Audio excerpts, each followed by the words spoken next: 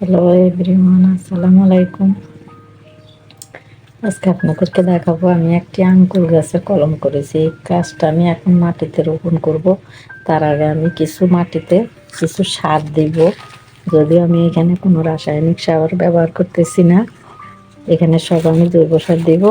প্রথমে জৈব সার দিচ্ছি। এগুলির পরিবর্তে আপনারা শুকনো গোবরের গুঁড়াও দিতে পারবেন।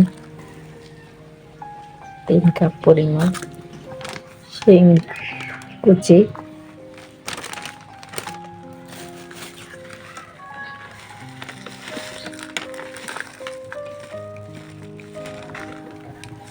দুই চামচ পরিমাণ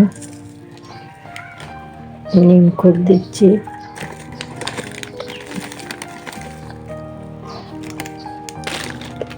এক কাপ পরিমাণ।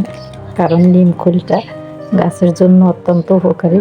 নিম খোলে পোকামাকড়গুলিও মারা যায় এবং গাছটাকে অনেক ভালো রাখে এবং গ্রো করতে সাহায্য করে। একটু ম্যাক্সার সালফেট, ম্যাগনেসিয়াম সালফেট দিচ্ছি। এটা গাছের জন্য অনেক উপকারী। সামান্য পরিমাণে একটু ছত্রাকনাশক দিচ্ছি।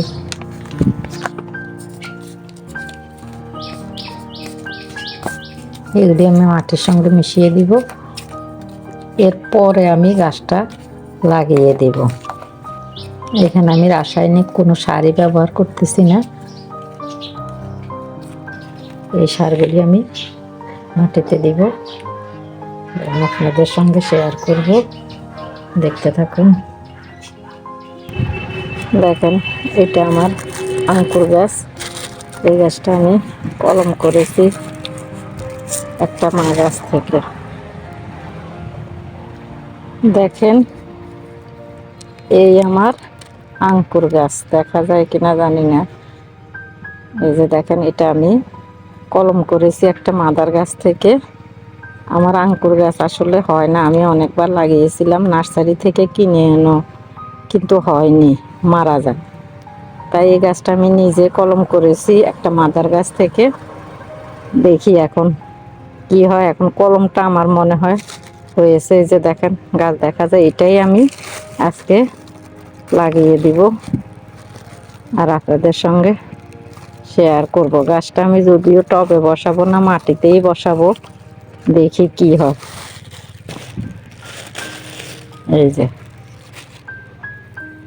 একটা শাক বেরিয়েছে, অনেক কষ্টের পর আমার এই একটা গাছ কলমও হয়েছে। জানেন, আমি অনেকগুলো গাছ কলম করেছি, কিন্তু কলমও ঠিকভাবে হয় না আমার। শুধু এই গাছটাতে দেখা যায় একটা শাক বেরিয়েছে। দেখি এখন আমি গাছটা মাটিতে লাগিয়ে দিব।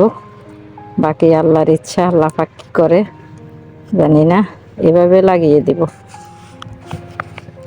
আগে আমি মাটিতে কিছু সার দিব। আপনাদেরকে দেখিয়েছি আমি কিভাবে সারগুলি মিক্সার করেছি।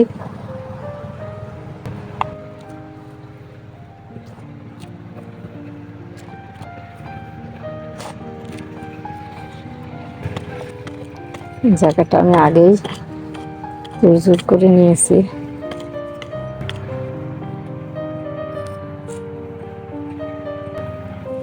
ঘাসটাকে আমি কেটে নিব।